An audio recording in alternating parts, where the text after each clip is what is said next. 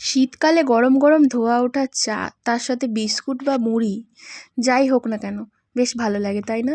তাই আজকে সকাল সকাল লিকার চা করে নিয়েছি আর এখানে একটুখানি মুড়ি মেখে নিয়েছি।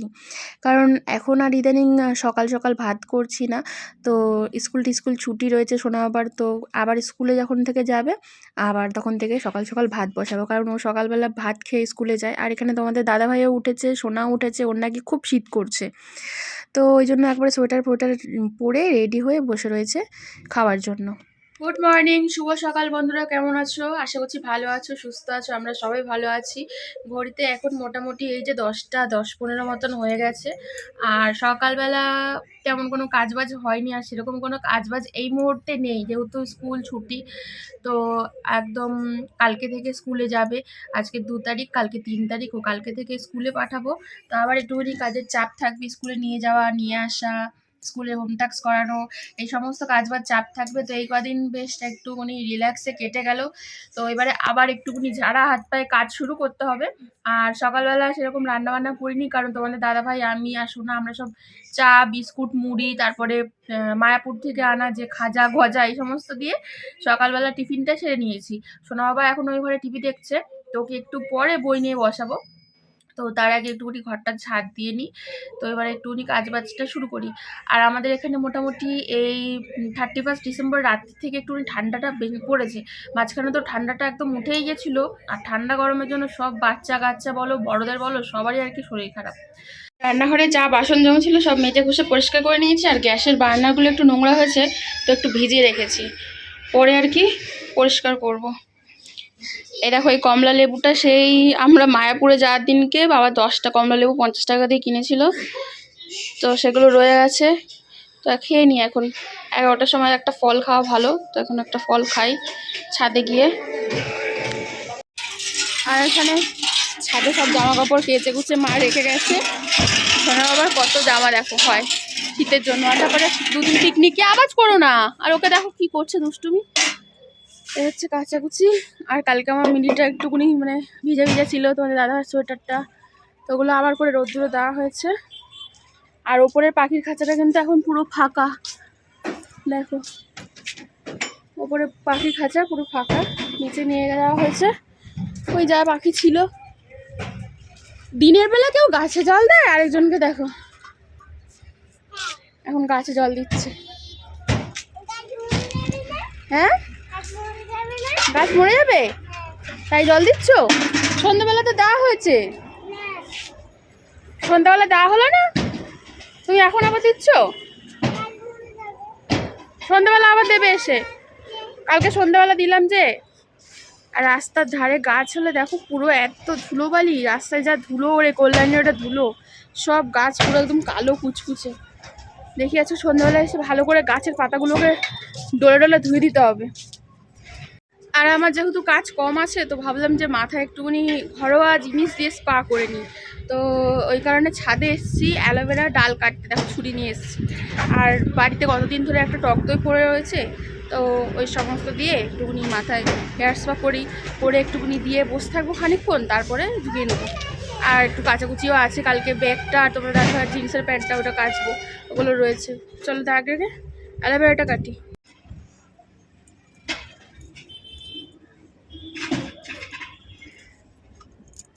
এই যে কেটে নিয়েছি, এটাতেই হয়ে যাবে, এটাতেই আর কি হয়ে যাবে, দেখো এটাতেই হয়ে যাবে। আর সাইডে কাটাগুলো কি লাগছে, কাটাগুলো কেটে নি। এই বাবু কি করছিস তুই? অ্যালোভেরা মুখে মাখলেও কিন্তু ভালো স্কিনের জন্য। চলো বাঁচলে বাকিটা কিন্তু মুখেও লাগিয়ে নেবো। বাটির মধ্যে দেখো একটু টক দই নিয়েছি, আর এবারে শ্যাম্পু দিতে হবে। পয়সা খরচা করে তো সব সময় পার্লারে গিয়ে হেয়ার স্পা করা সম্ভব না, বা পয়সার সমস্যা না থাকলেও গিয়ে আর কি সব সময় টাইম কাটানো যায় না। একটা পার্লারে যেতে গেলে মোটামুটি 2-3 ঘন্টা চলে যায়, অনেক সময় সময়ের জন্য করা হয় না।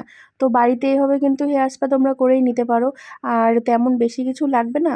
তো ঘরে যদি টক দই থাকে তো টক দইটা দেবে, যার যতটা চুল লেন্থ রয়েছে সে সেরকম হিসেবেই নেবে, খুব বেশি খুব কম সেটা আন্দাজটা নিজেরা একটু বুঝে নেবে। তো টক দই দিয়েছি, 1 প্যাকেট শ্যাম্পু দিয়েছি, শ্যাম্পু যে যেটা ইউজ করো সেটাই দেবে। আমি যেহেতু ক্লিনিক প্লাস, আমি মানে সেরকম পার্টিকুলার কোনো শ্যাম্পু একরকমই দিই না, অনেক রকমই ইউজ করি। তো বাড়িতে ছিল ক্লিনিক প্লাস, এটাই দিয়ে দিলাম। আর এখানে গাছ থেকে যে অ্যালোভেরার ডালটা কেটে নিয়ে এসেছি, সেখান থেকে এই জেলগুলোকে চেঁচে চেঁচে বের করে নিচ্ছি।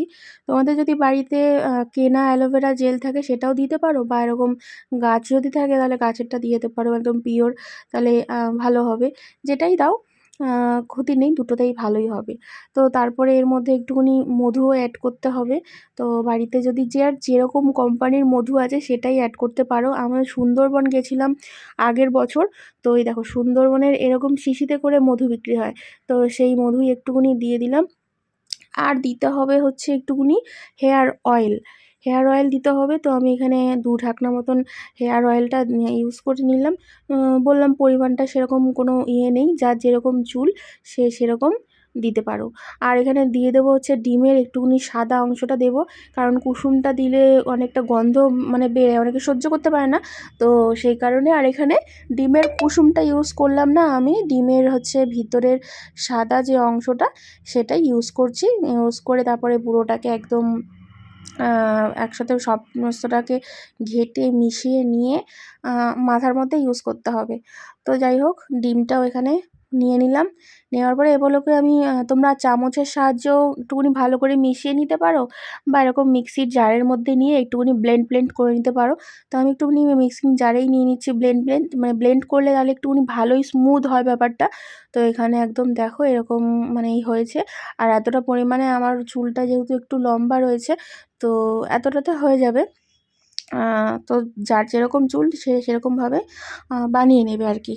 তো ওদিকে ক্রিমটা মানে রেডি করে নিয়ে বাটিতে ঢেলে একদম রেডি করে নিয়েছি। আর এখানে আমি ঘরে এসে দুভাগে চুলটা মিডিল করে নিয়ে একদম সুন্দর করে আঁচড়ে নিয়েছি, যাতে আমার জেলটা লাগাতে সুবিধা হয়। আর আজকে আমাকে একাই এখানে লাগাতে হচ্ছে, কারণ মা ওখানে কাজে ব্যস্ত, তো কাউকে না বিরক্তি করে তো একাই লাগিয়ে নিচ্ছি।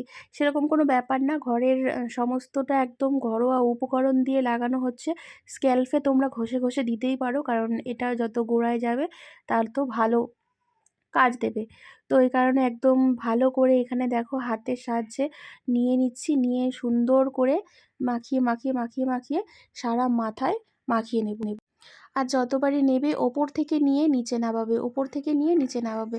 আর স্ক্যাল্পে এরকম 5টা আঙুলের মানে গোড়ায় নিয়ে এরকম ভিতরে ঘষে ঘষে দেবে, তাহলে বেশ ভালোই হবে।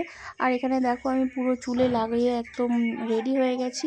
আর ওইখানে ঘরের গ্যাসে একটুখানি গরম জলে এই যে গামছাটা একটু ভিজিয়ে নিয়েছিলাম, গরম করে নিয়েছিলাম, নিয়ে এবারে মাথার মধ্যে এরকম করে পাকিয়ে 2-3 বার করে চেঞ্জ করে মাথার মধ্যে ঘুরতে যাওয়ার আগে ওই যে 3টে ফুলকপি নিয়েছিলাম 20 টাকায়, সেই ফুলকপি তো ফ্রিজেই ধরা রাখা ছিল, বেশি দিন রেখে দিলে তো নষ্ট হয়ে যাবে, আর একসাথে তো 3টে আমরা খেতেও পারবো না। তাই আজকে একটা ফুলকপি কেটে নিয়েছি, আর আলু দিয়ে পেঁয়াজ দিয়ে একটু ভাজা করে নিই। আর মা আবার বেগুন ভেজে নিয়ে এসছে এখানে, এই যে বেগুন ভাজা, তেল গরম হয়ে গেছে, ফুলকপিটা ভেজে নিই। তো দেখো শ্যাম্পু করে কিন্তু চুলটা একদম ধুয়ে নিয়েছি, আর কি সুন্দর দেখো সিল্কি হয়েছে। তো এরকমভাবে ঘরে কিন্তু সপ্তাহে 1 দিন করতেই পারো, যদি সময় না পাও তাহলে মাসে 2 দিন করলে চুলটা কিন্তু ভালো হবে, হেয়ার গ্রোথও হবে। আর যে কোনো মানে সব কিছুই যেহেতু একদম ঘরোয়া মানে জিনিস দিয়ে করবে, তাহলে তোমাদের চুলের কোনো ক্ষতি হওয়ারও এতে টেনশন নেই। তো বেশ ভালো লাগছে আমার। তো আমিও চেষ্টা করব এরকমভাবে মানে মেনটেন করা চুলটার, তাহলে যত্ন হবে। আর এখন যা অবস্থা মানে চুল প্রচণ্ড পরিমাণে সবারই হেয়ারের খুব প্রবলেম, তো এগুলো টুকটাক ঘরোয়া টোটকা করলে একটু ভালোই হয়। আর চুলটা দেখো গ্লেজও দিচ্ছে, তাই না, শাইন করছে, বেশ শাইন করছে।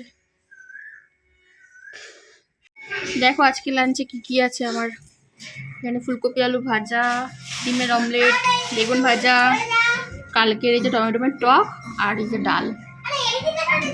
সোনাবার খাওয়া হয়ে গেছে, আর আমি খেয়ে নিই। আর এদের অবস্থা দেখো, ভাঁড়ের মধ্যে দুটো বাচ্চা পাখি রয়েছে, মানে আর বড় পাখিগুলো ঢুকে গেছে, সব একসাথে ঢুকে গেছে একটা ভাঁড়ের মধ্যে। আর একটা বাচ্চা পাখি ওই যে নিচে পড়ে গেছে, উপর থেকে ভাঁড় থেকে পড়ে গেছে। আর ওই দুটো বাচ্চার মাটাকেই কিন্তু খেয়ে নিয়েছে পরশু দিনকে। চলো খাওয়াটা কমপ্লিট করি।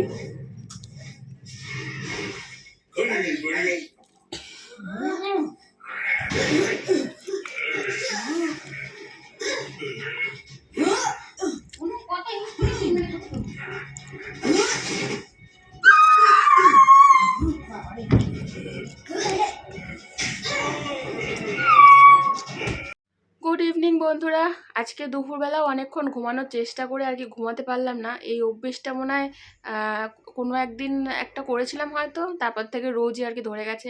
দুপুরবেলা ঘুম তো পাই কিন্তু আর ঘুমাতেই পাই না, ওই ফোন দেখতে দেখতে দেখতে দেখতে পুরো ঘুমের 12টা 5। তো এখন সন্ধ্যে 6টা 12 কি 15 এরকম হয়েছে। আর এদিকে আবার সোনা বাবা উঠে আছে, আর ও ঘুম থেকে উঠেই বলছে যে, আমি বলছি যে ঘুম থেকে ওঠ খেয়ে দে আর পড়তে বসবি। তা ও বলছে যে আমি বাবাকে বিরিয়ানি আনতে বলেছি, বাবা বিরিয়ানি আনলে বিরিয়ানি খেয়ে পড়তে বসবো। তো দুপুরবেলা ওর বাবা ফোন করেছিল, তখন আমি স্নান করতে গেছি। তো আমি তো জানি না এইসব কথা, আমি ভাবছি যে হয়তো স্বপ্ন টপ্ন দেখেছে, কারণ ছোটো মানুষ তো ঘুমিয়ে ঘুমিয়ে অনেক কিছুই স্বপ্ন দেখে, মাঝে সাঝেই দেখে বলেও। তো আমি তো সেটাই ভেবেছি। আবার তোমাদের দাদাভাইকে ফোন করে জিজ্ঞেস করলাম, বলে হ্যাঁ ও নাকি বিরিয়ানি আনতে বলেছে। তো ওইটা খেয়ে এখন তারপরে ও পড়তে বসবে। আর গুড ইভিনিং বলো। তো খেয়ে দিয়ে তারা, তোমাদের দাদাভাই এখন আসছে, তোমাদের দাদাভাই অনেকটাই চলে এসছে বাড়ির কাছাকাছি। তো আসলে পরে খেয়ে শোনা তারপরে পড়তে বসবে। মোমো নিয়ে এসছে, তার জন্য কাঁদছিস? কি আছে দেখ, মোমো না বিরিয়ানি? এখনো তো মোমোই আছে। গিলি গিলি ফু, তুই আগের বারে ফু দিসনি বলে ওই জন্য ফু দে ভালো করে। হ্যাঁ ফু না ফু খোলে ফু। গন্ধটা শোক, গন্ধটা শোক। কি মোমোর গন্ধ না কিসের গন্ধ? আচ্ছা যা ওখানে গিয়ে খোল। আয় না, এখানে বস। তুই খাবি তো? এখানে বস, এখানটা বসো। না না নিচে, নিচে বসো। আচ্ছা এখানে আগে দেখে নাও কি আছে, দেখে নাও, খুলে দেখে নাও।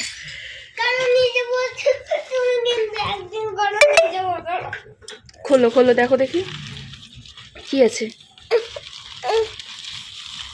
কি আছে দেখো। কি তাহলে তুই কাঁদছিস এত? হ্যাঁ খেয়ে ঠকালেও কাঁদতে হবে? সকালে কি আছে তুই নিজে গিয়ে দেখতে পাচ্ছিস না? এই যে এটা আমি খাচ্ছি, এখন আমি পড়তে বসছি। দেখো কতটা লিখে দিয়েছি। হ্যাঁ এত অবধি, কিন্তু এত অবধি লিখতে হবে কি আজকে এত অবধি পারবো না? হ্যাঁ পারবে তুমি। আরে এত অবধি পারবো না, এত অবধি থাক। কত অবধি? এই যে এখানে এত অবধি। না না এত। ওটা কি? এত অবধি। ওটাকে কি বর্গের অবধি? হ্যাঁ বর্গের অবধি দাগ দিয়ে দিয়েছো, ওটা বর্গের অবধি লিখবে। হ্যাঁ। আর বাকিটা কালকে লিখবে। তুমি তাহলে কি লিখছো এগুলো? এই যে কয় করে কে, কয় রসি কি, কয় দীর্ঘে কি, কয় রসুকু, কয় কয় কয় রিকারে কে, কয় করে কে, কয় করে কও, এইগুলো। কয় করে কো। তাহলে তুমি এইগুলো লিখছো, কেন লিখছো বলো তো? কারণ এইগুলো তার জন্য না, এইগুলো লিখছো কারণ তুমি জানো যে দেয়ালে যদি কোনো কিছু লেখা থাকে, কোনো স্টেশনের নাম বা কোনো জায়গার নাম, এগুলো যখন তুমি পড়বে তাহলে তোমাকে এইগুলোতে সুবিধা হবে। এই যে এরকম করে লেখা থাকবে, তাহলে কয়াকারে কা, কয় রসি কি, এরকম লেখা থাকলে তুমি পড়ে পড়ে বানানটা পড়তে পারবে। তার জন্য তোমাকে এগুলো প্র্যাকটিস করানো হচ্ছে, তাই তো? বুঝেছো কেন? তাহলে তার জন্য তোমাকে পুরো এগুলো সব লিখে লিখে প্র্যাকটিস করতে হবে। আরে এটা আমি খাচ্ছি এখন। হ্যাঁ আনার দানা আনার দানা ট্রেন থেকে কিনেছিলাম। না বড় নবদ্বীপ থেকে আসার সময় ট্রেন থেকে কিনেছিলাম। আচ্ছা এগুলো লেখা কমপ্লিট করো, ওটা মুখে দাও, আমি তুতে তুতে খাবো। মুখের মধ্যে দাও, দিয়ে এক সাইডে রেখে এবার লেখাটা কমপ্লিট করো। সকালে তো রান্না বান্না একদম কিছুই করিনি, কারণ তোমাদের দাদাভাই বাইরে খেয়েছে কাজের ওখানে, আর আমার তো ভাত ছিল, তো ওই তো সকালবেলা ওইসবই খেলাম, তোমাদের দেখালাম দুপুরবেলা। তাই এখন দুটো গরম গরম ভাত করলাম, আর ভাতের মধ্যেই দিয়েছি আলু সেদ্ধ, আর এখানে ভেজেছি শুকনো লঙ্কা, তেল দিয়ে মাখবো। দুপুরের বেগুন ভাজা রয়েছে 2 পিস, এখানে ডাল রয়েছে, ভাজাও রয়েছে, আর বিরিয়ানিও রয়েছে, যে যা খাবে খেয়ে নিতে পারে। চলো বন্ধুরা, আজকের ব্লগটা এখানেই শেষ করছি। যদি তোমাদের কিছু ভালো লেগে থাকে তাহলে অবশ্যই লাইক, কমেন্ট, শেয়ার আর সাবস্ক্রাইব করতে একদম ভুলো না। আর যারা ফেসবুক পেজ থেকে দেখছো তারা অবশ্যই ফলো করে দিও আমার ফেসবুক পেজটা। তো টাটা, সবাই ভালো থেকো, সুস্থ থেকো, দেখা হচ্ছে নতুন একটা ব্লগের সাথে। Good night.